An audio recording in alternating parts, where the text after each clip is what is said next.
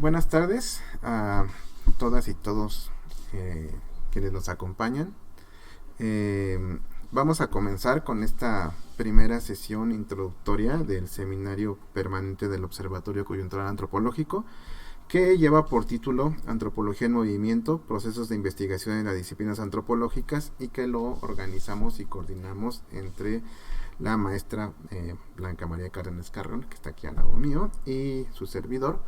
Este seminario es una segunda edición. El año pasado tuvimos uno sobre metodologías de las disciplinas antropológicas, y en esta ocasión, pues hablando con la maestra Blanca, pues pensamos en ahondar más en estas temáticas de las distintas disciplinas de la antropología, y particularmente las que se imparten aquí en la ENA, y en esta ocasión también decidimos integrar el antropología forense, que también es un área muy importante dentro de la enseñanza de la ENA. Y entonces, pues hoy vamos a comenzar con esta sesión que va a dar pauta para todas las demás. Les voy a hablar yo brevemente sobre las sesiones que van a haber a lo largo del año. Tenemos 9 sesiones, son 8 de las distintas disciplinas y una introductoria, que es la de hoy. La de hoy lleva por título Conocimiento no terminado, contextos, instrumentos, prácticas y sujetos en la investigación antropológica. La conferencia la va a dar la maestra Blanca María Cárdenas Carrión. Para el 17 de abril tenemos la sesión de etnología con el título Etnografías situadas, reflexión, compromisos y afectos, a cargo de la doctora Laura Serrano Santos. La sesión 2 sería la del 8 de mayo, y esta es de antropología forense, y lleva por título La antropología forense como parte del aparato burocrático del Estado, una visión desde la antropología social, a cargo de la maestra Sara López Cerón. La sesión 3 va a ser el 12 de junio y corresponde al área de lingüística. El título es Teorías, métodos y sujetos de investigación, un panorama de la investigación lingüística en lo que va del siglo XXI. Y eso está a cargo de la doctora Glenda Zoé Lizárraga Navarro. La sesión 4, que es el 14 de agosto, en julio no tenemos sesión porque son vacaciones, corresponde a la sesión de historia, que lleva por título Recetarios de cocina como espacios para saber y comprender, de la doctora Sara Bach-Geller. La sesión 5, que va a ser el 11 de septiembre, corresponde a antropología física. El título es Hacia un enfoque integral de la antropología física, la reconstrucción de la antropología boasiana y la extensión de la antropología evolutiva, a cargo del maestro Juan Manuel Argüelles San Millán. La sesión 6, el 9 de octubre, de antropología social, lleva por título Aportes de la antropología audiovisual al campo de la etnografía, a cargo de la doctora Mariana Rivera García. La sesión 7 del 13 de noviembre, de arqueología, lleva por título Tendencias actuales en el quehacer arqueológico, del maestro Luis Antonio Torres Díaz. Y finalmente la sesión 8, que va a ser el 11 de diciembre, cual corresponde al área de etnohistoria, y lleva por título La importancia del prefijo etno, el papel de la etnohistoria en el bagaje teórico de la antropología, a cargo del maestro Mundo Alberto Ramírez Camacho. Todas estas sesiones van a estar de manera híbrida, se van a estar llevando a cabo tanto aquí en la Escuela Nacional de Antropología e Historia, y se va a estar transmitiendo por Facebook y YouTube de la ENA. Entonces les agradecemos mucho a quienes se inscribieron. Tuvimos una buena cantidad de personas que se inscribieron y de varios lugares. La idea precisamente es que tengamos otras voces, otras personas que nos escuchen, que sepan lo que estamos haciendo aquí desde la ENA, y que puedan aportar también al conocimiento de las disciplinas antropológicas. Entonces, ahora vamos a comenzar con la primera sesión. Ya les comentaba el título, que es Conocimiento no terminado, contextos, instrumentos, práctica y sujetos en la investigación antropológica, a cargo de la maestra Blanca María Cárdenas Carrión. Les voy a leer una pequeña reseña curricular de la maestra. Blanca Cárdenas Carrión nació en la Ciudad de México, es licenciada en etnología por la Escuela Nacional de Antropología e Historia, donde obtuvo en el año del 2012 mención honorífica por la tesis titulada We Raime Go Ame, la construcción cultural del sabor en la comida rarámuri, Es maestra y candidata a doctora en Filosofía de la Ciencia en el campo de la comunicación de la ciencia por la Universidad Nacional Autónoma de México. Su tesis de maestría titulada Museos etnográficos, contribuciones para una definición contemporánea, fue reconocida con mención honorífica por los premios del Instituto Nacional de Antropología e Historia en su edición del 2017, certificada en 2016 por el International Center for Theoretical Physics, en Trieste, Italia, en el desarrollo de museos y centros de ciencia. Es docente a nivel licenciatura en la Escuela Nacional de Antropología e Historia desde el 2012 y autora de numerosos artículos en libros y revistas nacionales e internacionales. Actualmente es docente en la ENA y colabora en proyectos curatorios de diferentes museos en la Ciudad de México. Y sin más, le cedo la palabra a la maestra Blanca.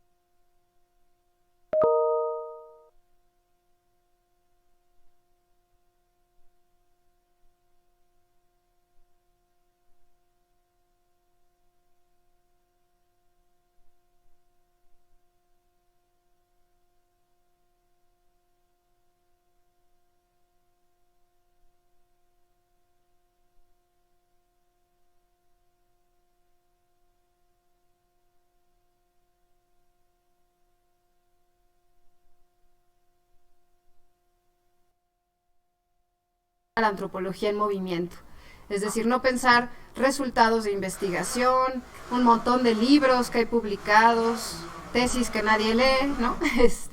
Sino pensar las cosas que nos hacen movernos, ¿no? Que nos hacen crear ese conocimiento. Entonces el trabajo implicaría hablar del trabajo de campo, del trabajo de archivo, el trabajo audiovisual, ¿no? Otro tipo de trabajo o métodos que se están implementando hoy, y que eso ayuda a generar la antropología contemporánea en México. Por eso, bueno, ¿no? Los colegas, si ustedes ven el programa de este año, pues tenemos colegas de muy diversas procedencias, disciplinas, y con métodos o con propuestas muy interesantes, ¿no? Desde trabajar con recetarios para hablar de la historia, trabajar etnografía a pie de fosa con el tema forense, va a ser muy interesante y muy duro también, ¿no? En fin, un montón de propuestas que vamos a tener para arqueología por ahí. Creo que nos van a hablar de usar tecnología LIDAR y drones, ¿no? Entonces, pues eso también es muy novedoso para algunos. La verdad es que el seminario yo me gustaría pensarlo como algo que complementa perfectamente las clases, ¿no? Lo que no ven en el salón de clases, porque bueno, para repetirles lo que ya ven en el salón de clases con profesores mejores que nosotros, pues no tendría mucho sentido. Pero bueno, aquí traer algo que es distinto, ¿no? Que los haga moverse, pensar, cuestionar, preguntarse cosas. Entonces, bueno, voy a empezar con la presentación de hoy. ¿Hasta qué hora tengo? Porque yo me pongo a hablar y no acabo nunca. Tienes 1 hora y media prácticamente. Ok, bueno, trataré de hacerlo en 1 hora. Bueno, ya está, perfecto, la pantalla. Preparé una presentación que me costó trabajo hacerla por 2 motivos, uno personal y uno técnico. El técnico es porque de lo que vamos a hablar es un poco teórico, o yo diría desde la filosofía de la ciencia, y es muy difícil ilustrar eso, ¿no? No les puedo traer fotos, bueno, puedo, pero, de hecho lo puse, pero no es tan sencillo como poner fotografías etnográficas, ¿no? U otro tipo de materiales visuales. que hagan más divertida la sesión. De lo que vamos a hablar hoy es algo bastante teórico, y en ese sentido me costó mucho trabajo ilustrarlo con una presentación, pero la hice y espero que les guste. El segundo motivo por el que me costó trabajo hacerla es personal y tiene que ver con que básicamente es el tema que estoy trabajando con mi tesis de doctorado, la cual la tengo un poco abandonada. Entonces, para hacer esta presentación de hoy me obligaron todos ustedes, las 100 personas que están en el Zoom y los 200 que están en Facebook y los 7 que estamos aquí, me obligaron a regresar a mis apuntes y cosas que estaba avanzando para el doctorado, para la tesis doctoral, lo cual tal vez sea como un buen augurio, que la voy a acabar pronto, espero. Entonces, bueno, parte de lo que les voy a presentar hoy también está en proceso, ¿no? Que en el título esté la palabra proceso no es casualidad, ¿no? Lo que les voy a platicar está en proceso de construcción, de consolidación dentro de mis ideas, ¿no? Y de lo que a lo mejor va a ser una tesis, espero que pronto. En ese sentido también pueden cuestionar todo lo que quieran, al final podemos aquí platicar. Bueno, podemos pasar a la siguiente. El título, la verdad es que también me arrepentí porque es muy largo, pero sí revela perfectamente lo que vamos a ver hoy, que es una forma de entender el conocimiento. Podemos hablar de la ciencia o del conocimiento científico, si quieren, si no, dejémoslo simple y llanamente en hablar de conocimiento, pero vamos a pensarlo como algo que no está terminado, que no siempre está terminado. Y para hablar de algo como inconcluso, tendríamos que abordarlo, según yo, ¿no? Desde 3 líneas al menos para poderlo analizar. Pensar en los contextos, pensar en los instrumentos y las prácticas, y pensar en los sujetos de la investigación. Para este caso, bueno, nos interesa la antropología, pero en realidad esto se podría usar para hablar de cualquier disciplina, de cualquier campo de conocimiento. Es más, he pensado que hasta para las artes, ¿no? Que hoy el arte conceptual y el arte contemporáneo requiere de un trabajo de investigación muy profundo, y también para hablar de una expresión artística podríamos hablar desde estas 3 líneas, desde los contextos, desde los instrumentos y prácticas y desde los sujetos. Entonces, esto es algo que estoy como construyendo, pensando en prácticamente en cualquier manera, no inconclusa o que está en proceso de crear conocimiento. La que sigue, por favor. Es una cita que puse, que quería compartir con ustedes. No la voy a leer porque sé que todos saben leer muy bien. Es una cita que, justo hablando del arte, pues viene a cuento, porque quien escribió esta cita, pues era un artista plástico, Umberto Boccioni, italiano, colega de otros tantos artistas, Marinetti, por ejemplo, y otros más italianos, que crearon o son conocidos por el movimiento futurista, el llamado movimiento futurista, a finales del siglo XIX, principios del XX, y ellos escribieron el manifiesto futurista, lo pueden googlear, van a encontrar un texto bastante extenso, y que apunta hacia reflexionar en muchas direcciones, hacia la música, hacia las artes plásticas, hacia el teatro, el cine, prácticamente a todos lados, ¿no? La literatura y por supuesto las ciencias. Lo que yo les puse en pantalla es parte de, digamos, del gran manifiesto futurista, pues una sección que tiene que ver con la pintura de Boccioni, donde habla de cómo las cosas siempre están en movimiento. Entonces la pintura, que por ahí deben de tener en la pantalla, no te preocupes, revela esto, ¿no? De una manera de pintar que, si no te la explican, de pronto puedes decir qué son esas manchas, ¿no? Pero si lo leemos y vemos la pintura, nos hace sentido cuando dice, ¿no? Un caballo que corre no tiene 4 patas, ¿no? Sino que tiene 20 y sus movimientos son triangulares. Me gusta mucho la idea o la imagen que nos está describiendo, porque las cosas se están moviendo todo el tiempo, están cambiando, y entonces nada es lo que parece, ¿no? Tú creías que tenía 4 patas, pero en realidad puede tener más, ¿no? Y no es un tema nada más poético, es que en realidad así es la vida, o es una filosofía de vida, yo creo, ¿no? Que podríamos pensar que las cosas están cambiando todo el tiempo, se están moviendo. Y mi premisa para esta tarde, pues es que el conocimiento es así, ¿no? El conocimiento se está moviendo, está cambiando. Y cuando creemos que ya tenemos la respuesta, que ya hay un nuevo hallazgo científico, que los arqueólogos ya lo saben todo, ¿no? Algo nuevo pasa y cambian las cosas, ¿no? O hay nuevas ideas, o llega un nuevo estudiante rebelde que cuestiona al profesor, ¿no? Entonces, cuando el profesor se sentía segurísimo de sí mismo, llegan los estudiantes y le dicen, ¿qué cree, profe? Así no es, ¿no? El caballo no tenía 4 patas, tenía 20.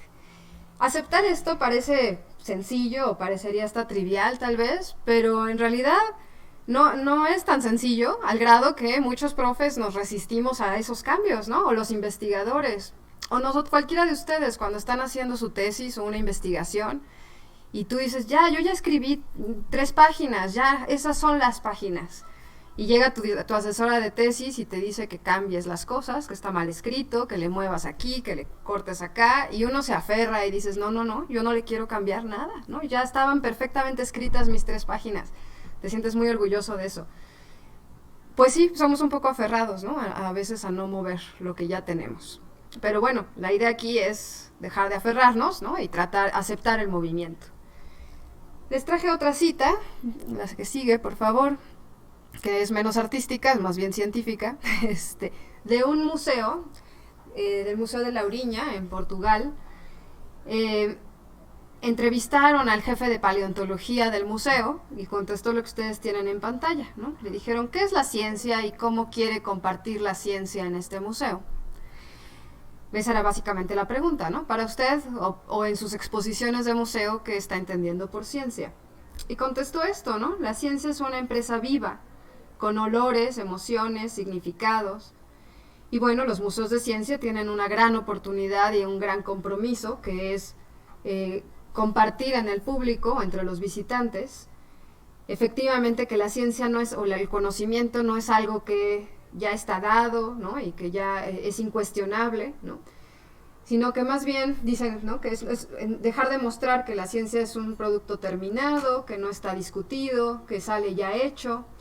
Más bien habría que presentar a la ciencia como un proceso dinámico, construido por personas, por seres humanos, construido por el trabajo duro, con esfuerzo, con dificultades, y que es ciencia verdadera, aún así, ¿no? O sea, hecho por seres humanos con todos los defectos que nos caracterizan, y además eso es conocimiento verdadero.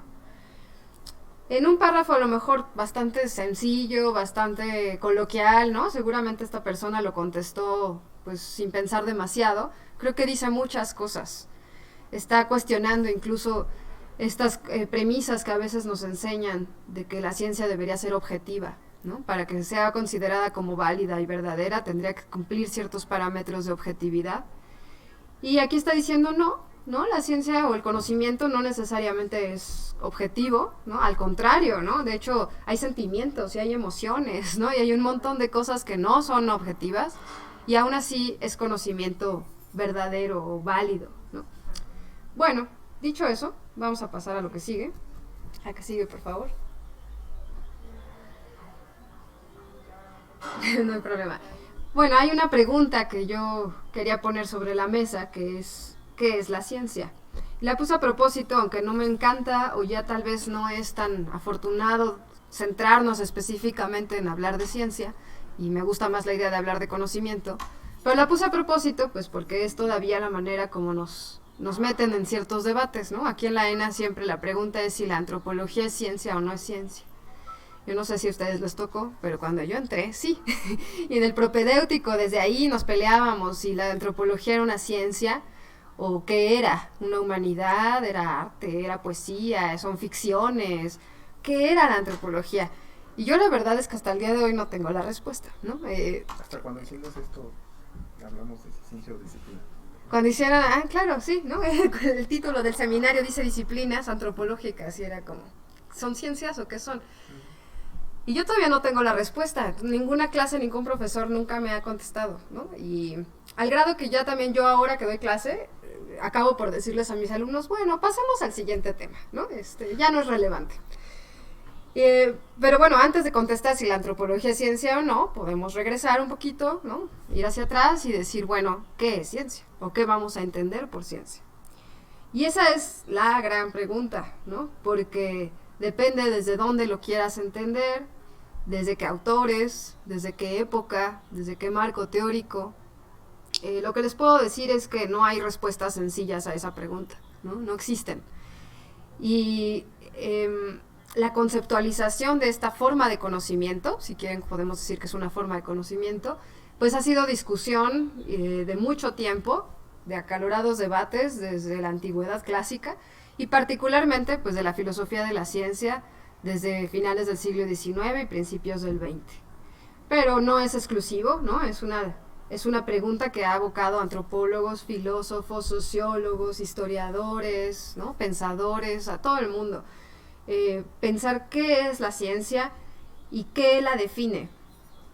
Entonces, pasamos a la que sigue, por favor. Bueno, sin tratar de construir una definición necesariamente, yo creo que la ciencia involucra, o es como un costal, ¿no? Una bolsa donde podemos echar muchas cosas. Porque todo eso tiene que ver con la ciencia. Primero, las actividades. Pues sí, es una actividad o un conjunto de actividades que se realizan con el fin de construir conocimiento. Son prácticas como muy bien definidas o bastante acotadas y que además se aprenden, ¿no? Se van transmitiendo de generación en generación. No sé si aquí hay antropólogos físicos o arqueólogos, pero tienen sus clases de laboratorio y ¿no? te enseñan a hacer ciertas prácticas específicamente y donde no las hagas bien, pues repruebas la materia, ¿no? Entonces, sí hay una transmisión de conocimiento en el sentido de las prácticas. Manuel Gándara, arqueólogo, ha escrito un poco sobre eso. Tiene varias obras y reflexiones alrededor de la transmisión de las prácticas, ¿no? De generación en generación, del maestro al alumno. Estoy pensando particularmente en la excavación, ¿no? Con los arqueólogos, cómo se enseña la excavación a un alumno, que ha sido un gran debate ahora en la pandemia, cómo le enseñas desde el Zoom a un alumno a excavar, ¿no? Pero lo mismo pasa con la etnografía, ¿no? Y el trabajo de campo. Creatividad, esto es un tema que no siempre a todos les gusta, pero yo sí creo que la construcción de conocimiento implica que seamos creativos, no en el sentido de que nos inventemos las cosas y las fabriquemos, o tal vez sí, no sé. Pero bueno, siempre hay que pensar tu tema de investigación, hay que escribirlo, y eso implica, es un acto creativo. Significados de las cosas, comunidades, conflictos, diálogos, instituciones, ¿no? Y estas 4 me gustan mucho, ¿no? La ciencia también es eso, son conflictos y debates. Vayan a un congreso y vean cómo alguien dice una cosa y alguien levanta por ahí la mano y le dice, no, así no son las cosas, yo tengo otros datos, ¿no? Conflictos entre profesores, entre colegas, las comunidades científicas no siempre se llevan bien y no siempre están de acuerdo con las premisas que sostienen. A veces sí, hay diálogo, intercambio, se promueven mucho ahora los conversatorios, ¿no? Que es como el formato de moda y bueno, pues ¿para qué es? Pues para juntarnos entre colegas sobre un tema y hablar 2 horas aburridamente en el Zoom, ¿no? En el YouTube. No, a mí me gustan mucho los conversatorios. Y bueno, instituciones, pues no podríamos hablar, por ejemplo, de la antropología si no habláramos del INAH en México. O sea, no habría manera, ¿no? de entender la antropología mexicana sin hablar del instituto. Y no porque estemos en la ENA, lo estoy diciendo, ¿no? Sino porque en cualquier lado es así. Digo, también tendríamos que hablar de la UNAM y del CIESAS y de otros espacios para entender cómo se ha hecho antropología en la historia de nuestro país. Entonces, las instituciones juegan un papel central. Las condiciones materiales, pues dónde se hace el trabajo de investigación. Los intereses políticos, nada es neutral, nadie es inocente, es una hermosa frase, ¿no? Nadie es inocente, y eso es cierto, el conocimiento científico y los científicos o los investigadores e investigadoras no somos inocentes. Siempre tenemos o perseguimos algo, ¿no? Algún tipo de interés de fondo. Y los contextos históricos, es decir, ¿qué es lo que nos enmarca, ¿no? En la construcción de conocimiento? Pues no es lo mismo vivir en los años 40 del siglo XX que vivir en el 2023, aquí y ahora, ¿no? Con la pandemia, etcétera. Bueno, eso un poco para enlistar a muy, muy grandes rasgos lo que voy a entender o lo que entiendo por ciencia, que son muchísimas cosas, pero en realidad les decía que esto pues va cambiando en función de los autores a los que nos apeguemos. Y en muy, muy grandes grupos, ¿no? Obviamente esto se podría acotar mucho más o ir como tejiendo más fino. Hay dos grupos enormes, ¿no? Que es el enfoque filosófico tradicional, ¿no? O la tradición heredada, que es aquella de los filósofos de la ciencia que a principios del siglo XX más o menos conciben el conocimiento como algo normativo y prescriptivo. Y su idea de ciencia tiene mucho más que ver con productos, con resultados, conceptos ya dados, hipótesis o leyes, sobre todo la construcción de leyes científicas, ¿no? Observaciones muy precisas, teorías, tal vez lo puse aquí como atemporales, pero bueno, por atemporal quiero decir pensar en la ciencia como algo que no necesariamente está situado en la historia, ¿no?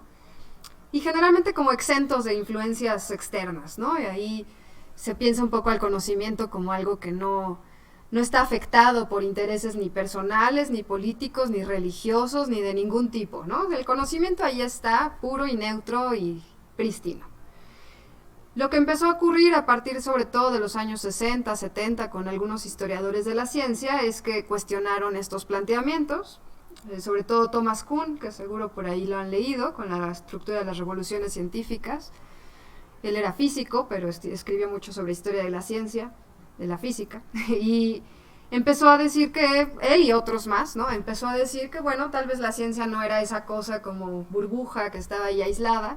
En realidad, pues es una empresa humana, social, cultural, histórica, y que no podríamos entenderla desde una mirada normativa o prescriptiva, sino todo lo contrario, ¿no? Sino que hay que investigarla en la vida real, metida en la vida real como cualquier otra expresión humana, y que depende de sus contextos históricos, culturales, ¿no? de conocimiento.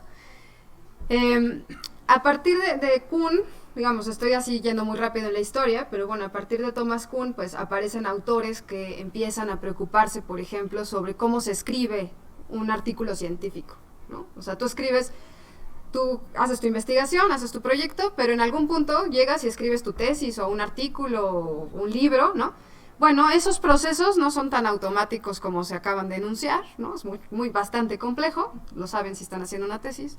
Y ese proceso de escribir, ¿no? De poner en palabras, es algo que habría que analizar con cuidado, ¿no? Entonces de pronto dicen, bueno, no es tan automático, parece que no es tan neutral y tampoco es tan sencillo ni tan objetivo, ¿no? Acaba uno poniéndole un poco ahí de su cosecha. Pues bueno, eso es un interés que algunos van a perseguir, algunos investigadores o pensadores. Otro interés que van a empezar a perseguir tiene que ver con los contextos empíricos, ¿no? Con el lugar y el tiempo donde se hace la ciencia. Y ahí aparecen autores que hacen antropología de la ciencia como tal, así es como lo van a denominar, y los sociólogos de la ciencia, que van a ir a buscar a los científicos, lo digo genéricamente científico, pero bueno, constructores de conocimiento o actores sociales que hacen conocimiento, que van a ir a buscarlos y a ver cómo trabajan. Y bueno, eso no nos es muy ajeno. Aquí en la ENA había un proyecto que era ADELA, ¿no? Antropología de la antropología, o hacer como etnografía de los etnógrafos, ¿no? Es decir, es una reflexión metadisciplinaria, o sea, hay que ir y ver desde la misma disciplina a los que hacen esa disciplina, ¿no? Esa ciencia. Entonces es un trabajo complejo, pero muy interesante, porque entonces le aplicas los mismos valores y principios de la investigación, en este caso antropológica, a tus colegas antropólogos, ¿no? Hay varios libros de eso. Ahorita me llega el nombre de alguien, pero hay varios textos sobre eso y hay en México varias investigaciones en curso. ¿Qué pasa si observo a mis colegas como observo a cualquier otra persona en cualquier otro tema de investigación, ¿no? O sea, yo voy a una escuela y observo a los niños, bueno, o voy a una comunidad y observo las danzas, o voy al carnaval y observo a los artesanos haciendo las máscaras, o voy a la ENA y observo a la gente de la ENA. ¿Por qué no? ¿No? Se puede. En fin, la siguiente, por favor. Trazando estos dos grandes grupos de pensadores, también podríamos dividir, ¿no? el estudio del conocimiento en estos, básicamente son los mismos grupos anteriores, nada más que puesto en otras palabras, quienes se han preocupado arriba por una perspectiva más bien de cómo está construido las enunciaciones de la ciencia, ¿no? Desde la lógica, es decir, el contexto de cómo se justificó ese conocimiento y cómo ya está dado, ¿no? Y cómo ya está aparentemente confirmado o ya todo el mundo lo asume como real y verdadero. Esto a mí me ha interesado mucho porque cuando vamos yo trabajo mucho con museos, y cuando vamos a los museos y lees las cédulas, generalmente te dicen, en el siglo XIX fulanito de tal descubrió esto en la fórmula tal y esto es lo que dijo. Y ya. Y uno podría decir de pronto, no, eso no es cierto, o yo no estoy de acuerdo. Pues claro que puedes decir eso, pero probablemente el guía del museo te va a voltear a ver con cara, ¿no? Como salte por favor, ¿no? Retírese de la sala. Pues sí, porque lo que está puesto en las cédulas de la sala normalmente es algo que escribió un curador o no, gente que genera los contenidos del museo y que investigó para ponerlo ahí y que lo presenta con una redacción, es un tema ahí de narrativa, ¿no? Y de discurso, pues ya como algo consolidado e incuestionable generalmente, ¿no?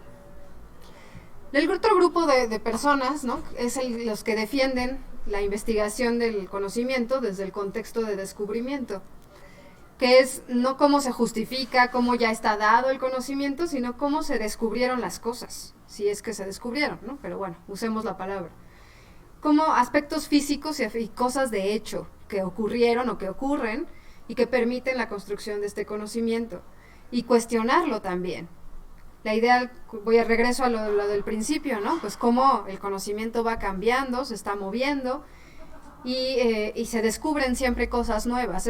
Todo es provisional, esa es la idea, ¿no? O la premisa, digamos.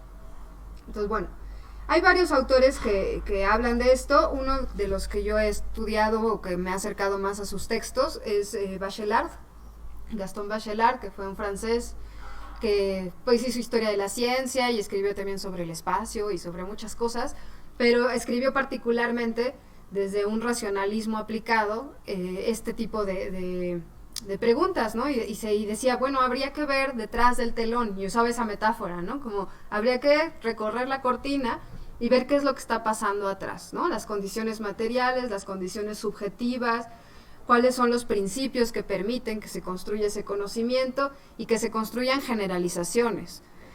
Cuando uno lee las etnografías, yo soy etnóloga y entonces todos mis ejemplos van a ser muy etnográficos, lees las etnografías tal vez más antiguas, o bueno, no, clásicas, y es así, ¿no? O sea, los birrárica bailan en tal fiesta y bailan en círculo y hacen esto y suben y aquello y bajan, ¿no? ¿Y quiénes son los birrárica? ¿No? Como una cosa así genérica, ¿no? Como si existiera de verdad esa cosa así, que te bajas del camión, ¿no? Llegas a Jalisco o a Nayarit, ¿no? Y te bajas del camión y ya encuentras a los birrárica. No es cierto.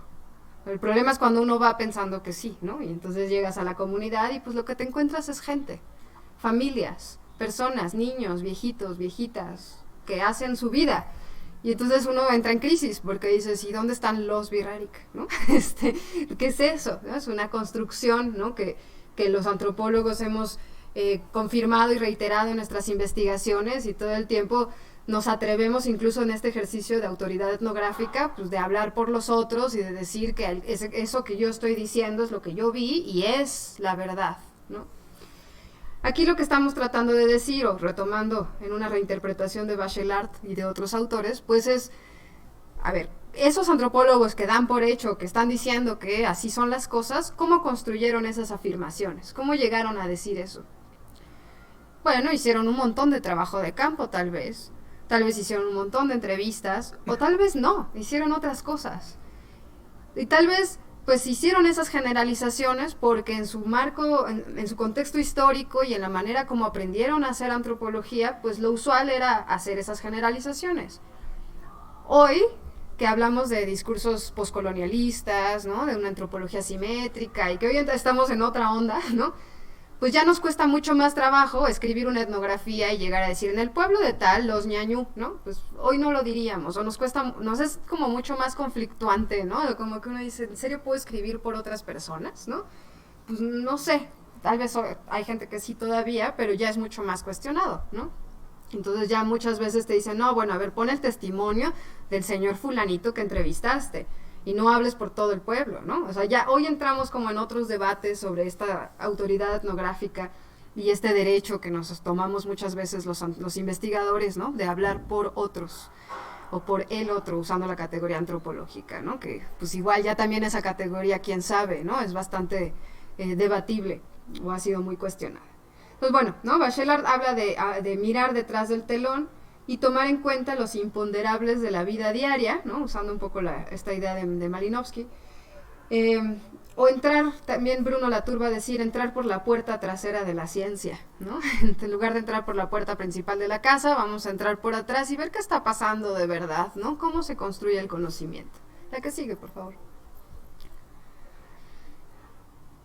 Entonces, bueno, puse este conjunto de palabras un poco para platicarles de los autores que sustentan todo este aparato crítico. Uno de ellos es Paul Feyerabend, que ha sido un autor muy controversial, o fue controversial, ¿no? Porque de pronto hay quienes lo rechazan a Feyerabend diciendo, no, pues es el autor que dice que todo se vale, ¿no? Porque más o menos, palabras más, palabras menos, dijo algo así. Pero no lo dijo en ese sentido tan relativista, ¿no? Y así como, no, pues lo que quieras, no necesariamente, ¿no? Lo que estaba tratando de decir, a muy grandes rasgos, pues era esto, ¿no? Que el conocimiento se construye dentro del caos también, y de encontrar las mejores opciones y echar mano de lo que tienes cerca, ¿no? ¿Cuántas veces no ha pasado que estás medio perdido en tu investigación, en tu trabajo final, que sabes que tienes que hacer algo, pero no tienes idea, ¿no? Y pues de pronto llega a tus manos un libro y lo abres y dices, esto es lo que estaba buscando, ¿no? En el mejor de los casos, es con mucha suerte también, ¿no? Pero bueno, ahí el azar jugó un papel importante. A mí me llegó a pasar que haciendo trabajo de campo en la Tarahumara, hace ya algunos años, no tenía muy claro mi tema de tesis de licenciatura, ¿no? Sabía que me interesaba la alimentación, pero no tenía muy claro qué es de la alimentación, ¿no? O sea, no tenía claro el tema de estudio. Y estando ahí comiendo, ¿no? Con una familia, bueno, un matrimonio, estábamos comiendo y la mujer, esta anécdota la he contado muchas veces, pero es que es muy emblemática en mi vida. Llega y él le dice que tiene hambre, entonces ella cocina huevo revuelto con cebolla, le pone como media cebolla a un plato, ¿no? A mí me pareció excesivo, pero bueno, ahora sí que cada quien. Y le sirve el plato y él a la hora que lo prueba, lo suelta así hasta como con gran desagrado y dice, está muy dulce. Yo no entendía nada de lo que estaba pasando. Entonces la mujer corre, María Dolores corre a la cocina así desaforada y regresa con una bolsa de sal completa, ¿no? Y entonces el hombre, Gerardo, empieza a echarle así como 3 cucharadas de sal, ¿no? Al plato.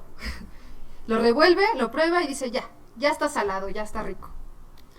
En ese momento ya tenía un tema de tesis, los sabores, ¿no?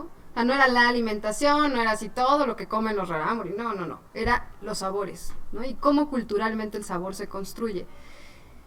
Claro, después ya tuve que hacer más abstracciones y leer mucho y en fin, ¿no? Pero ahí estuvo, esa anécdota para mí fue emblemática, ¿no? En mi investigación, porque prácticamente lo que puedo decir de esa experiencia es que no entendí nada, ¿no? ¿Cómo que sabía dulce y luego sabe salado? Y si sabe salado entonces ya está rico. No entiendo, ¿no? Y además todo me parecía que eran cantidades totalmente fuera de lo razonable para mí, ¿no? Es decir, a veces la investigación y el conocimiento se construye en momentos así, totalmente imprevistos, no planeados, imposible de calcular o de prever. Tú planeas tu temporada de trabajo de campo y jamás me iba a imaginar que eso iba a pasar, ¿no? O sea, yo tal vez quería llevar todo perfectamente planeado, qué día iba a estar dónde, con qué familia, con qué personas iba a hablar, cuántas entrevistas iba a hacer, ¿no? Y jamás me iba a imaginar que a la hora de sentarme a comer con un matrimonio, de ahí de la comunidad, eso iba a pasar. Y me iba a salir el tema que yo finalmente iba a desarrollar en la investigación. Creo que es en ese sentido donde Feyerabend entra ahí, ¿no? Pero, o sea, no es todo se vale, sí, se vale echar mano de una experiencia así, a lo mejor hasta ridícula, ¿no? Pero eso te puede dar, ¿no? Como la semilla para construir ideas de conocimiento. A veces en el caos también, en los errores, en equivocarse. Hay ahorita se me fue el nombre, Benoit Delestal, en Francia, es un museólogo y antropólogo, Benoit Delestal. Él dice que hay que hacer historia de la antropología desde los errores y desde las cosas no publicadas. Porque ¿quiénes son los que logran publicar un libro? Pues quienes tienen las posibilidades de hacerlo, ¿no? Sea por dinero, sea porque tienen una plaza en una institución, sea porque, no sé, porque tienen amigos que tienen una editorial, ¿no? Pero ¿cuánta gente ha escrito a lo largo de la historia, ¿no? Ha escrito libros o artículos muy valiosos y que por X o por Y nunca los han podido publicar, se quedaron ahí, ¿no? En su escritorio, en el tintero, o no sé, cuántas cosas no hemos hecho y la computadora se estropea y pierdes tus archivos. ¿Y esos archivos dónde quedaron? Pues quién sabe, ¿no? En el ciberespacio. ¿Cuántas cosas hay que seguramente eran muy valiosas o muy buenas y que ya no llegaron a nosotros por el motivo que haya sido, ¿no? No se publicaron, se perdieron, se quemaron, se fueron, o era muy penoso el investigador y nunca lo publicó, ¿no? Prefirió que se quedara ahí guardado. o el perro se lo comió, ¿no? La tarea también se la come el perro, ¿no? Bueno, Benoit de L'Estoile dice un poco eso, ¿no? Que habría que hacer historia de la ciencia que no está publicada y que no está dicha, y de las cosas que además fueron, por eso dice los errores entre comillas, ¿no? De las cosas que fueron rechazadas en su momento. O sea, eso que toda la comunidad científica les dijeron, no, esto no pasa, ¿no? O sea, este tema no sirve, esta investigación va a la basura, y pues por ahí se quedó oculta, y no pasó a la historia, no trascendió, porque bueno, la gran comunidad dijo que no, en cierta forma la vetó, ¿no? Negó la posibilidad de trascender en la historia, pero bueno, pues ahí está, ¿no? Y sí se pueden encontrar cosas en los archivos históricos de esas características, ¿no? Que no se conocen mucho, pero que sí hoy nos dan pistas, ¿no? De cómo se construyó el conocimiento. Entonces va en esa idea, ¿no? De ver los procesos o de ver el movimiento interno a la construcción del conocimiento, que no siempre llega a ser un producto o un resultado que te enseñan en el libro de texto de primaria, ¿no? No siempre llega hasta allá. Muchas cosas se quedaron en el camino. Otra investigadora que sustenta esto que estoy diciendo, creo que podemos pasar a la que sigue, sí, es Karin Nor-Cetina, así como la sopa, Nor-Cetina.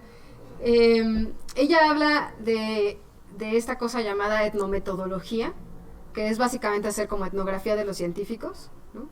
O estudiar desde una perspectiva empírica y desde el contexto de descubrimiento al conocimiento y a las metodologías de investigación.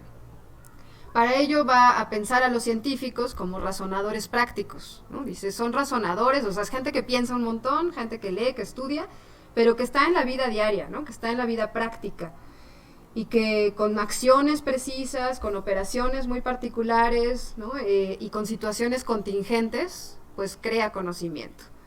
Y entonces, bueno, eso nos mete, por supuesto, en un relativismo, porque depende quién crea el conocimiento, ¿no? Depende quién era el científico o la científica, depende desde dónde estaba, ¿no? Depende cuál era su contexto histórico, cuáles eran sus intereses, etc. Y por el otro lado, pues también nos va a meter en un relativismo ontológico, que es decir, pues todo conocimiento será una construcción que además va a estar cambiando o va a ser variable. Entonces, bueno, depende qué tan relativista te quieras poner, ¿no? Pero sí nos puede meter en una cosa bastante crítica, que no voy a ahondar en este momento. Para eso hay filósofos de la ciencia que podrán explorar más el tema. Pero dirán, bueno, entonces, antes el Sol sí giraba alrededor de la Tierra, ¿no? Porque eso era lo que se decía y ese era el conocimiento de ese tema, de ese tiempo. Y de pronto, pues ya decidieron que no, y entonces ahora es al revés, ¿no? La Tierra o los planetas giran alrededor del Sol. Esa es la realidad de hoy. ¿Quién sabe qué van a decir dentro de 100 años, ¿no? Igual dicen otra cosa y esa será otra realidad. Ahí es donde entramos en los problemas relativistas, justo, ¿no? Como que entonces, ¿cuál es la realidad? Pues quién sabe. La que ustedes quieran creer o la que la ciencia o el conocimiento te confirme en este momento histórico y que es más conveniente para poder seguir vivos y tener un poco de certidumbre cotidiana, ¿no? Pues bueno, esos son, digamos, los problemas que Karin Nor-Cetina plantea, aunque no necesariamente se resuelven, y es parte de lo que hoy los estudios de la ciencia intentan, pues, llegar, ¿no? Hacia dónde podríamos avanzar para entender el conocimiento sin entrar en el caos, ¿no? Donde ya, no sé, ¿no? Nada, o todo se vale, ¿no? O entonces nada es real, ¿no? En un escepticismo que sea bastante... Sí, no sé, que nos lleve al derrotismo absoluto, ¿no? Bueno, autores como paralelos en esta línea, Andrew Pickering, que estudia la perspectiva performativa del conocimiento, o sea, cómo se hace la ciencia. Bruno Latour, ya lo mencioné hace ratito, con la antropología de la ciencia. Y bueno, todas las corrientes de hoy que se preguntan para quién construimos el conocimiento y con quién lo hacemos, ¿no? Que ya más o menos lo mencioné hace ratito, diciendo, bueno, el trabajo de investigación, al menos los antropólogos no trabajamos, no sé, otras ciencias, pero nosotros pues no trabajamos solos, ¿no? Y quien diga que hizo su investigación y solito llegó a sus conclusiones, está mintiendo, ¿no? No trabajamos solos, hay diálogo, hay intercambio, hay eventos académicos, ¿no? Hay una escuela, hay centros de investigación, y cuando hacemos trabajo de campo, pues hablamos con personas, ¿no? Con otras personas. Y no importa si eres arqueólogo, porque los arqueólogos luego dicen, no, yo nomás hablo con piedras, ¿no? O con los ancestros. Pues sí, pero también y tienen un gran talento para hablar con la herencia material, ¿no? Tienen técnicas para hacerlo, por supuesto, pero también hablan con seres humanos, ¿no? Y también interactúan con comunidades, y los antropólogos físicos también, y los restauradores también, y todo el mundo habla con gente. Entonces, esta idea de que yo construí mi propio argumento y yo lo desarrollé y yo me hice famosa con él, pues no es tan así, ¿no? Estaríamos cometiendo un acto total de injusticia al negar las otras voces que siempre participan en la investigación. Y esto es ahorita voy a avanzar hacia un ejemplo para no aburrirlos demasiado, pero bueno, esto es algo que ha ocurrido históricamente, ¿no? En la ciencia.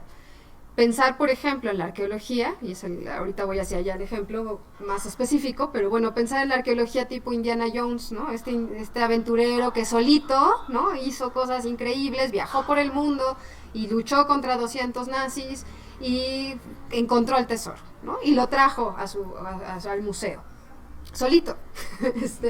Bueno, pues Indiana Jones puede que padre, pero así no trabajamos, ¿no? Así no funcionan las cosas. Y la otra es, bueno, ¿y para qué lo construimos, no? ¿Para qué hacemos este conocimiento? Es una pregunta importante, ¿no? ¿Por qué nos empecinamos en querer seguir diciendo cosas sobre la diversidad cultural o las formas de vida o sobre la historia del mundo? ¿Para qué? ¿De qué sirve eso? Y esa se las dejaré para otra sesión, esa pregunta, porque cuando yo entré a la ENA también me preguntaban, ¿no? Me decían, ¿y pues, para qué sirve la antropología? Un médico, pues, cura gente. O un ingeniero, pues, construye carreteras y puentes. ¿Y un antropólogo qué? ¿Qué hace? Escribe libros, hace tesis, da clases. Ok, qué buena onda, ¿no? Pues sí, es la pregunta que no nos deja dormir, ¿no? Que dices, ¿y para qué hacemos esto? Y bueno, hay un montón de intentos de respuestas, ¿no? Hay quienes, Clifford Geertz, ¿no? Dice, para ampliar el conocimiento de la humanidad, ¿no? Lévi-Strauss también da sus propuestas de respuesta, ¿no? Para saber más sobre el espíritu humano. En fin, o sea, de intentos de responder hay muchos, ¿no? Incluso podríamos ponernos menos filosóficos e ir a cosas más políticas, ¿no? Pues para ayudar a la gente, para construir un país mejor, para crear políticas que ayuden a ciertas comunidades, ¿no? A los actores sociales, atender demandas sociales. Bueno, pues dependerá también qué tipo de antropología quieras hacer, definitivamente, ¿no? Pero esta es la pregunta, y es parte de estos marcos teóricos que no dan por hecho que las cosas resultaron de la nada, sino que nos preguntamos por los procesos, ¿no? O sea, preguntarse por los procesos implica todos estos problemas. Básicamente es lo que estoy haciendo, compartirles mis problemas. ¿Verdad? ¿Qué sigue, por favor? Y ahí viene, pues, ¿por qué el título de esta charla? Que está inspirado en muchos autores, pero bueno, uno de los más importantes, dos, ¿no? Es Bruno Latour y Steve Woolgar, que hicieron este texto que se llama Vida de Laboratorio, Laboratory Life. Y eso es lo que les decía hace rato, ¿no? O sea, ellos como antropólogos se fueron a un laboratorio en California con biólogos, el Salk Institute, y el objetivo era aproximarse a la cotidianidad de la ciencia y de sus actores. En sus palabras dicen adentrarse en la jungla de las prácticas científicas, ¿no? Entonces, bueno, Latour de ahí dice, si puedo ir no sé, al archipiélago malayo, o puedo ir a Mali, o puedo ir a la Tarahumara, o a donde ustedes quieran, a la Huasteca, pues también puedo ir a un laboratorio y también puedo observar las prácticas sociales, las interacciones, los diálogos, los hábitos, las tradiciones, las palabras, ¿no? Todo lo que ocurre dentro de ese espacio. Es decir, monitorear y observar a la investigación científica in situ. Y eso es algo que a lo mejor a los antropólogos nos parece muy, muy evidente, ¿no? ¿De qué otra manera hacemos investigación si no vamos al lugar, ¿no? O sea, nos parece así como obvio. ¿De qué otra forma? Bueno, es que se hablaba antes de la ciencia sin ir a los lugares, ¿no? La ciencia, en abstracto, ¿no? Y nadie iba, o casi nadie iba a ver a los científicos y entrevistarlos y preguntarle, oiga, ¿usted cómo hace su trabajo, ¿no? Bueno, Latour y Woolgar, parte de su innovación fue esa, ¿no? Ir a meterse al laboratorio y preguntarles a los científicos, a los biólogos, ¿y usted cómo funciona, no? ¿Cómo viene todos los días? ¿Cómo trabaja? ¿Con qué conceptos? ¿Con qué instrumentos? ¿Quién es tu jefe? ¿Con quién te llevas bien? ¿Con quién te llevas mal? ¿No? ¿Cómo es tu interacción en tu espacio de trabajo?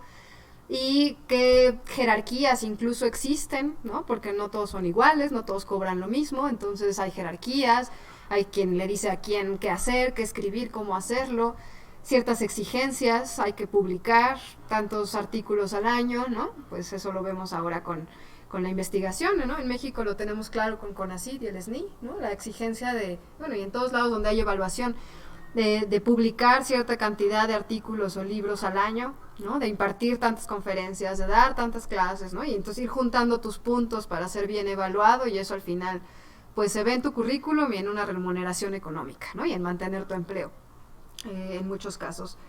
Bueno, eso obviamente afecta, ¿no? La construcción del conocimiento, y lo hace, o sea, no estoy diciendo que lo haga menos válido o lo haga mal, ¿no? Simplemente afecta y cambia ciertas condiciones.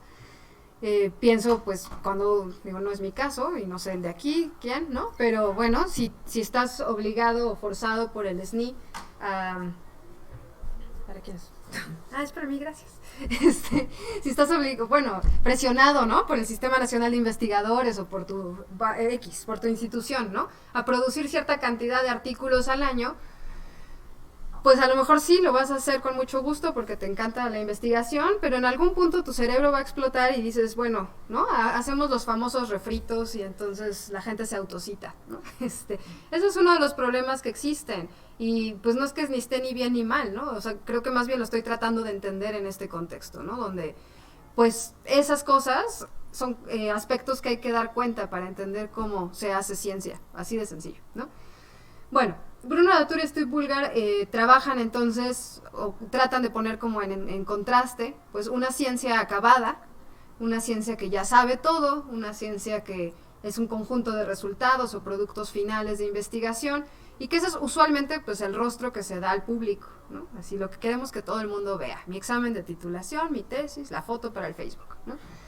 Lo que no queremos que todo el mundo vea es lo que está abajo, ¿no?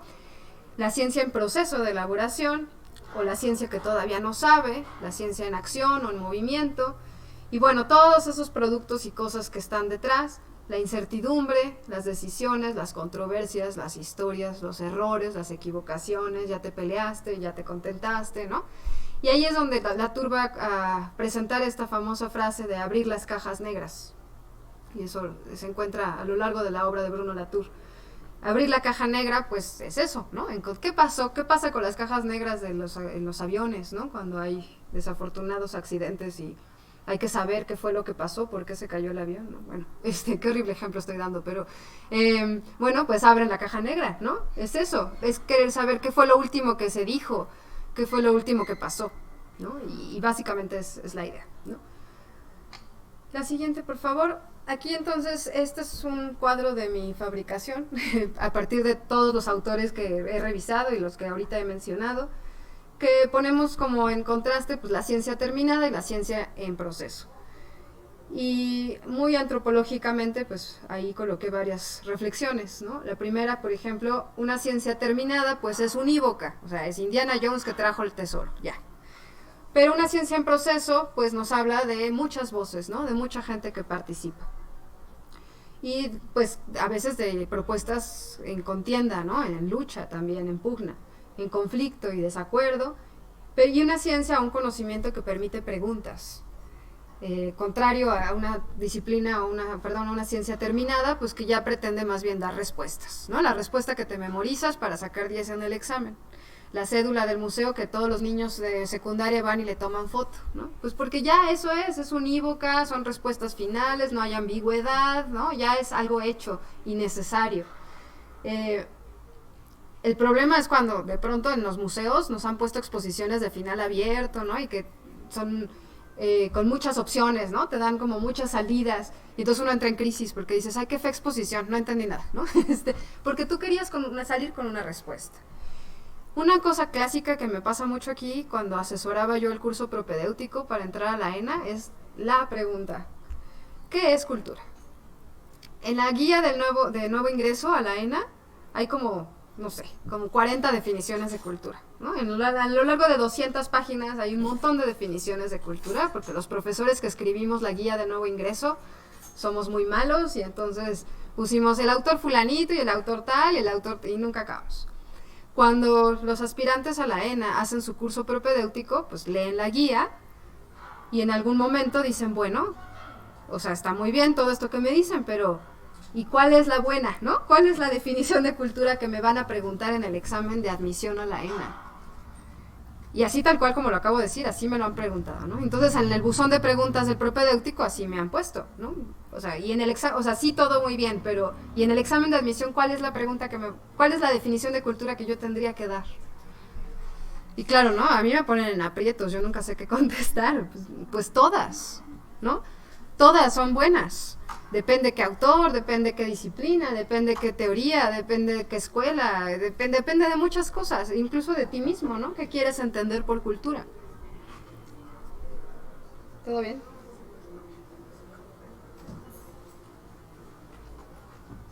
Cuéntame.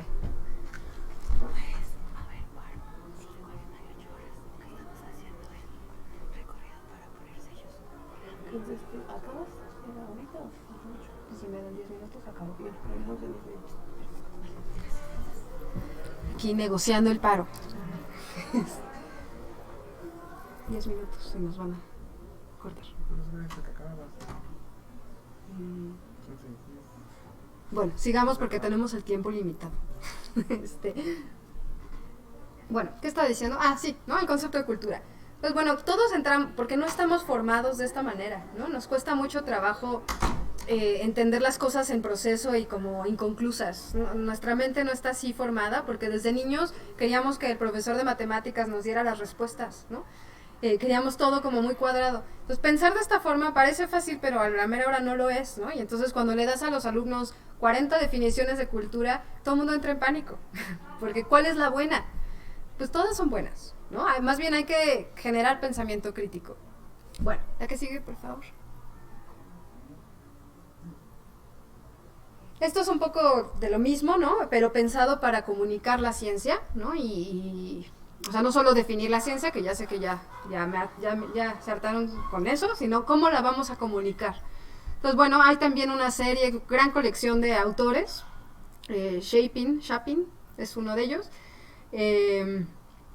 Powell también, Patricia Powell es otra, que dicen, bueno, si vamos a enseñar una disciplina científica en la universidad, si somos profesores, o si vas a poner una exposición, o si vas a hacer un video documental, o vas a hacer un folleto, si vas a hacer un blog en internet, o sea, todo lo que tenga que ver con comunicar conocimiento, pues tendría que perseguir una u otra de estas líneas, ¿no? Entonces, la vas a comunicar como conocimiento ya establecido, que te da una única experiencia de aprendizaje, lineal, simple, o, ¿no? Esta otra opción, o esta alternativa, digamos, ¿no? Que te da un camino, pues tal vez medio ambiguo o medio desconocido, pero pues que te da más posibilidades de pensar o de reflexionar. La que sigue, por favor. Voy a pasar rápido porque tenemos una escuela con crisis y con paro, pero bueno, que quede grabado en la red, que estamos en nuestros últimos minutos antes del paro de 48 horas. Bueno, lo que decía en el título, ¿no? ¿Cómo le hacemos para investigar esto, para reflexionar esto? Pues yo decía 3 líneas, ¿no? Sujetos, contextos y prácticas e instrumentos prácticas e instrumentos y contextos. Entonces, bueno, sujetos, ya a grandes rasgos lo dije. ¿Quiénes son los productores de conocimiento? ¿Quiénes son los científicos? ¿Con quiénes trabajamos? ¿Cuál es la individualidad, la subjetividad, ¿no? La creatividad de estas personas que participan en el proceso de construcción? Y bueno, aquí entra un tema que yo particularmente me ha interesado mucho, tal vez pues porque soy mujer, no lo sé, que es la perspectiva de género para hablar de la ciencia, ¿no? No es lo mismo, ¿no? que construya el conocimiento un científico hombre que una mujer o de otro género. Hoy hablamos de epistemologías trans, epistemologías queer, epistemología feminista, ¿no? Y todo eso importa, porque finalmente es reflexionar sobre el proceso, ¿no? Y la metodología de trabajo y quién es el actor o quién es el productor de este conocimiento, al menos el científico, digamos, en este caso, ¿no? Y obviamente es distinto, ¿no? Va a variar, Por eso, bueno, a mí me ha interesado particularmente hablar de género, de mujeres, de investigadoras mujeres. Ha sido uno de los temas que llevo un año reflexionando alrededor de ello y tiene que ver con todo esto que les estoy presentando. La que sigue, por favor. Bueno, esto es nomás para que se rían. Pues sí, ¿no? Cómo esto también repercute en un concepto que es la imagen pública de la ciencia y cómo a veces el cine, pues, presenta a una arqueóloga, o como esperarían que se vieran las arqueólogas. La que sigue, no la están viendo. Eso. Y cómo es la realidad, ¿no? Cómo son las arqueólogas en la vida real, ¿no? Bueno, esto solo era como algo chusco, pero bueno, tiene que ver con esto que decía de la perspectiva de género y de regresar, regresar a la realidad de cómo se construye la ciencia. No siempre es muy glamurosa que como nos lo ponen en el cine, ¿no? La que sigue, por favor. Prácticas e instrumentos. Bueno, ahí para esto he usado también a Latour, la teoría del actor red. Es decir, todos los objetos que participan en la construcción de conocimiento, ¿no? Desde microscopios, laboratorios, lápiz, botas, pluma, cuaderno, mochila, cómo te transportas, en fin, todo lo que participa como condiciones materiales, pero bueno, también las acciones mismas, ¿no? El trabajo de campo, ¿qué implica el trabajo de campo antropológico? Donde uno de nuestros instrumentos de trabajo más importantes es nuestro propio cuerpo. Y eso es una característica fundamental de la etnografía, por ejemplo, ¿no? Que más allá de las botas súper increíbles que te compraste para ir a la montaña, tu cuerpo es tu principal instrumento de trabajo. Y si no lo cuidas y si no estás bien, ¿no? Pues no puedes trabajar exactamente bien, ¿no? Y regresando a Bachelard, él usa un concepto que es cómo vemos los fenómenos a través de la técnica y de la tecnología, ¿no? Que es el concepto de fenomenotecnia. O sea, no vemos las cosas directas. Sobre todo, y ahí les recomiendo que vean este documental, Locos por las partículas, se llama en español, que muestra cómo los físicos en el colisionador de hadrones en Suiza trabajan y ven muchas cosas maravillosas, pero no las podrían ver. O sea, ¿cómo ves un hadrón? Un quark, si no es a través de ciertas herramientas, ¿no? Y de ciertas tecnologías. Nunca nadie ha visto un quark a simple vista, ¿no? Entonces dependes de ciertas tecnologías, ¿no? Entonces, bueno, puedes ver o apreciar los fenómenos, sino, claro, y la ciencia lo hace, ¿no? Pero a través de ciertos aparatos teóricos, metodológicos, tecnológicos. Y por eso es tan importante que sí reflexionemos alrededor de esto, ¿no? Simplemente a mis alumnos les digo, no es lo mismo si uso un marco teórico marxista, ¿no? O uso un marco teórico de otro tipo, ¿no? Y ya, y no está ni bien ni mal una u otra, ¿no? Pero viste los fenómenos sociales con una mirada distinta. La que sigue, por favor. Bueno, esto un poco regresando al tema de la comunicación de la ciencia, pues cómo se pueden comunicar las disciplinas, no como conocimiento terminado, sino como cosas en proceso, ¿no? Entonces, esto es una exposición que se hizo presencial y virtual, y antes de la pandemia, en los 90, en el Museo de Chicago, sobre arqueología en Catalhuyuk, y mostraba cómo trabajaban los arqueólogos. Más que decir, descubrieron esto y en el año tal, no, era cómo los arqueólogos hacen esta excavación, qué tipo de preguntas se hacen, ¿no? Cómo lo logran. La que sigue es también algo parecido en el Museo del Hombre en París. Es una exposición sobre cómo trabajan los arqueólogos en África. Y bueno, ¿no? Ponen como hologramas, pero bueno, me pareció muy interesante, ¿no? Porque pocas veces quienes no se dedican a esto, pues pueden ver una excavación real, ¿no? Con la retícula, etcétera, o sea, lo que implica estar en una excavación de estas características. La que sigue. Y bueno, el contexto histórico y social, o sea, vimos sujetos, vimos herramientas y prácticas, y el contexto, que también para los antropólogos a lo mejor es muy evidente, o no estoy diciendo nada nuevo, ¿no? Pero bueno, pensar el conocimiento en contexto es fundamental y no se había hecho hasta hace algunas décadas. Entonces, pues, ¿cuáles son los obstáculos epistémicos, las resistencias culturales, los sistemas de valores que enmarcan?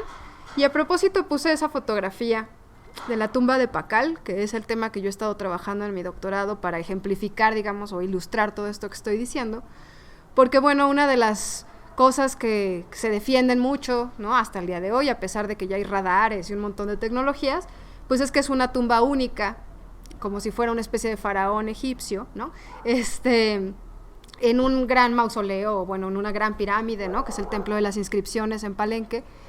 Y ya, ¿no? Y la tumba y ¿no? Los huesos, o bueno, el entierro y la máscara de jade y todo el ajuar funerario, ¿no? Y bueno, hasta el día de hoy hay un montón de discusiones, ¿no? No es un conocimiento terminado, para nada hay cosas confirmadas, ¿no? Todavía en el último congreso de mayistas antes de la pandemia, 2019 que fui, era un pleito la edad de Pakal al morir, ¿no? Porque la epigrafía dice que murió muy viejito, pero la antropología física dice que murió muy joven. Bueno, ¿no? Si el rostro de Pakal era realmente ese, ¿no? Las teselas de jade las fueron como rearmando y entonces hay un trabajo bien interesante de ¿cómo se llama? Bueno, ahorita me acuerdo el nombre, pero pues tratando como de reorganizar. Por supuesto no encontraron la máscara como la ven en pantalla, ¿no? La encontraron bastante deshecha. Entonces, bueno, fue una reorganización, hubo varias versiones y hasta el día de hoy, pues, ¿cuál era el rostro de Pakal? Pues quién sabe, ¿no? Pero bueno, hay varias opiniones, ¿no? El tema de por qué había rojo, ¿no? Cinabrio, este polvo rojo bastante tóxico, bueno, también hay un montón de hipótesis. Hicieron varias con radares de penetración, ¿no? Varias investigaciones en el Templo de las Inscripciones y algunos dicen, no, hay más cámaras, ¿no? Parece que era en realidad un edificio pequeño y le sobrepusieron, ¿no? Lo que hoy vemos como el Gran Templo de las Inscripciones. Y parece que había en realidad más cámaras y tal vez, eso sí es hipótesis porque no se sabe, hay más entierros, ¿no? Como paralelos a... Pero bueno, no, porque seguramente eso contradice, ¿no? Esta idea del faraón, ¿no? Del rey único, ¿no? Del entierro único, etcétera, etcétera, etcétera, ¿no? Ya hicieron excavaciones subterráneas, han encontrado varias cosas interesantes, ahora con tecnologías modernas. En fin, ¿no? Les tendría que platicar como todas las controversias, ¿no? Que hay alrededor de esta excavación. Y aún así, en el Museo Nacional de Antropología uno llega y ve eso, ¿no? O sea, bajas unas escaleras misteriosas, así como Indiana Jones, ¿no? Y entonces está oscuro y descubres al señor Pakal. Y hay una hermosa foto, la que sigue, por favor.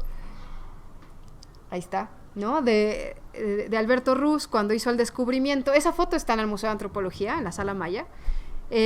Cuando hizo el descubrimiento, pues como este gran aventurero, arqueólogo que en solitario descubrió la tumba, ¿no?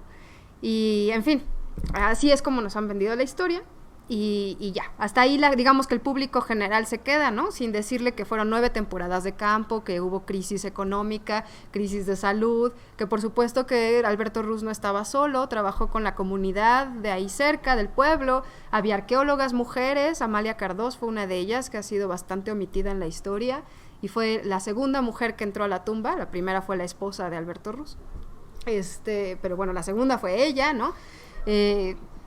En fin, ¿no? O sea, había mucha gente participando. Romano Pacheco entró a la tumba también y tomó las primeras fotografías que existen sobre la tumba de Pakal.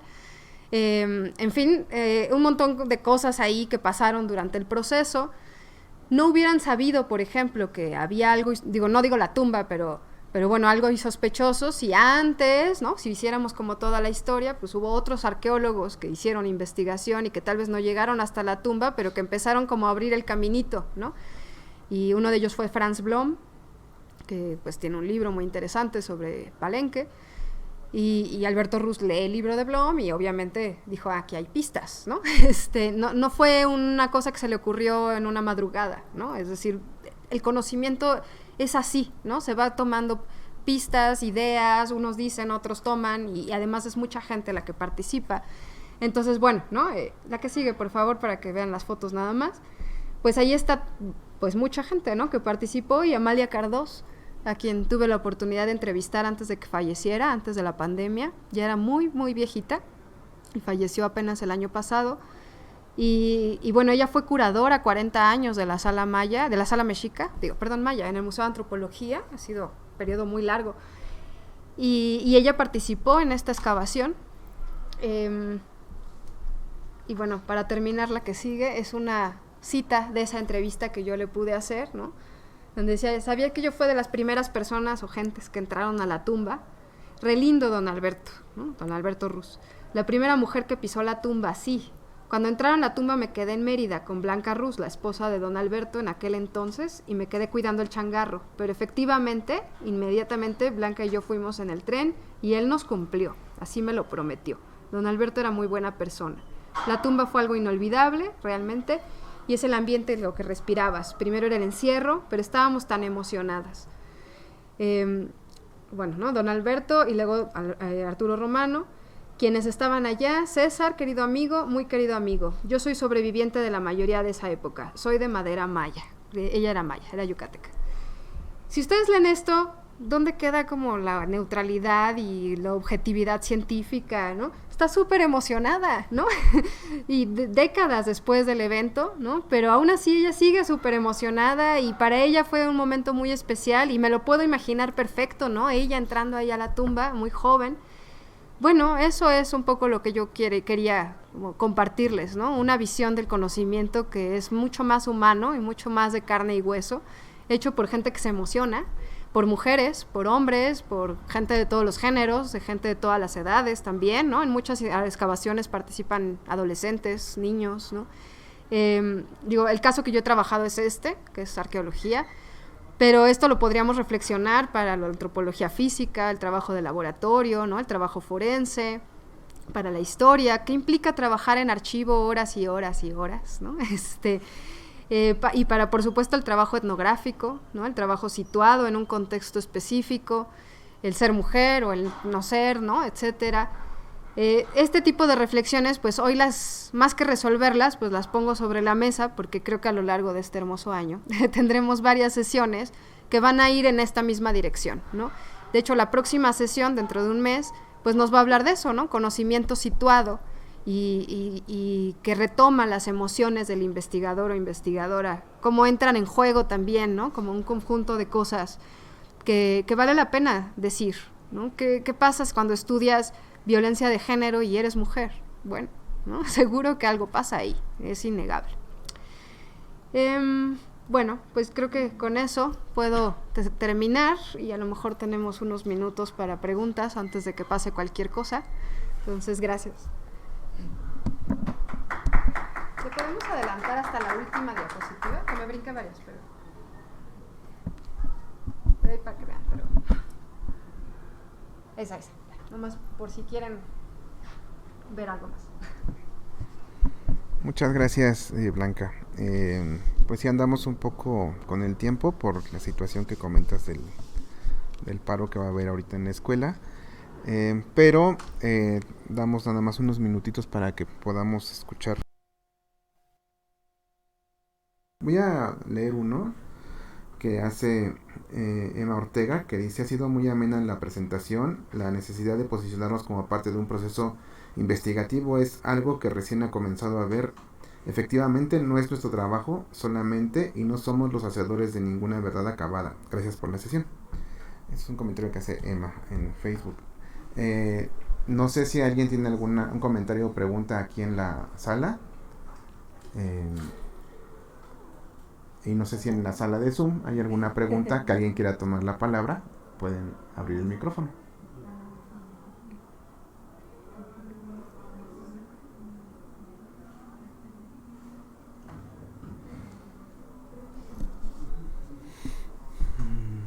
¿No? Adán.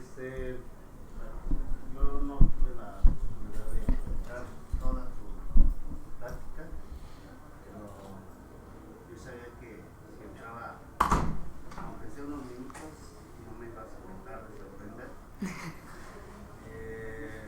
Me llamó mucho la atención lo que comentas de la entrevista que hiciste con la astróloga. Te quería preguntar, pero entiendo que tú hiciste una entrevista que está redactado en un trabajo tuyo, pero ¿grabaste algo al respecto? Sí, sí, justo entrar a estas reflexiones de género en particular no fue algo intencional. La verdad es que estaba haciendo este trabajo sobre procesos, etcétera, ¿no? Era tal vez más una reflexión pues filosófica y buscando un caso histórico que lo ilustrara. Y empecé a encontrar registros, ¿no? De las mujeres que participaban y particularmente de Amalia Cardós. Y conocí a su hija, que es actriz y ¿cómo se dice? Hace doblaje, en películas y caricaturas, y en fin, ¿no? Es una persona muy talentosa, una voz maravillosa. Y la conocí por azares del destino, ¿no?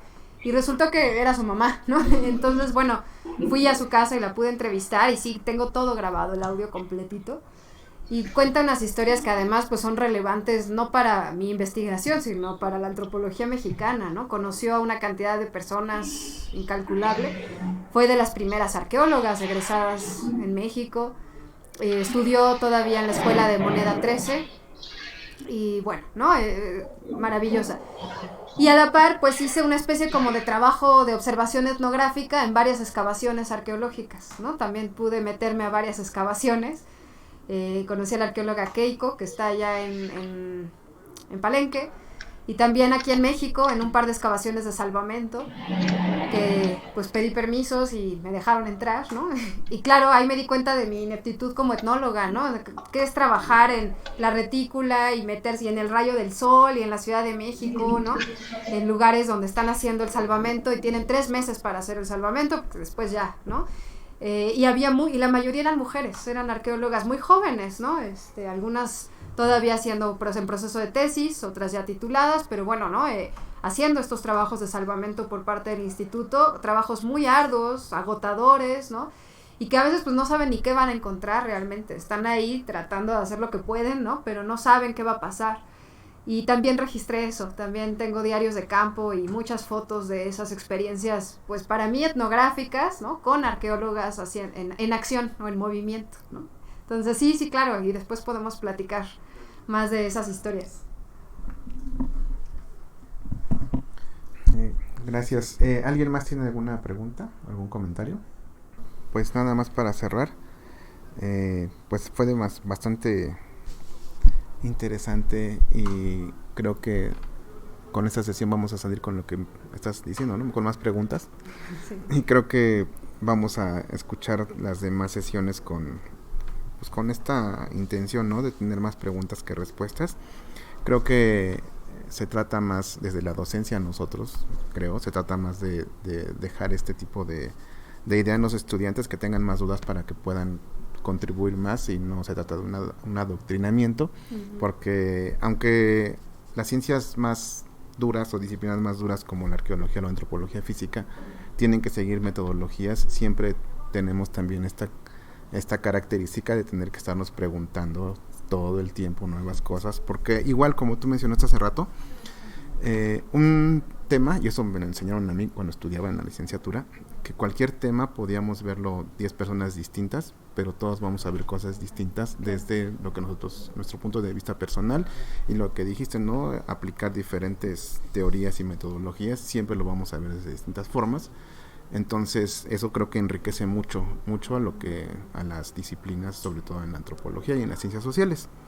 Entonces, pues bueno, nada más para terminar, las queremos invitar para la siguiente sesión con el tema Etnografías situadas, reflexión, compromiso y afectos, con la doctora Laura Serrano Santos, que ella es egresada del CIESAS y profesora de aquí de la Escuela Nacional de Antropología. Les invitamos a que continúen con las actividades que hacemos en el observatorio. Tenemos más seminarios hablando de los mayas. Mañana comenzamos con un seminario sobre mayas a la 1:00 p.m. Vamos a estar también transmitiéndolo por Facebook y por YouTube, por Facebook el día de mañana, y todo ese es en línea, entonces creo que entonces vamos a tener para la próxima semana también vamos a iniciar con otros seminarios, y todo esto queda en la página de Facebook del Observatorio Coyuntural Antropológico y de la Escuela Nacional de Antropología. Y pues sin más, muchas gracias, Blanca, y no se pierdan la del próximo mes, está bien padre. Bueno, nos vemos, gracias.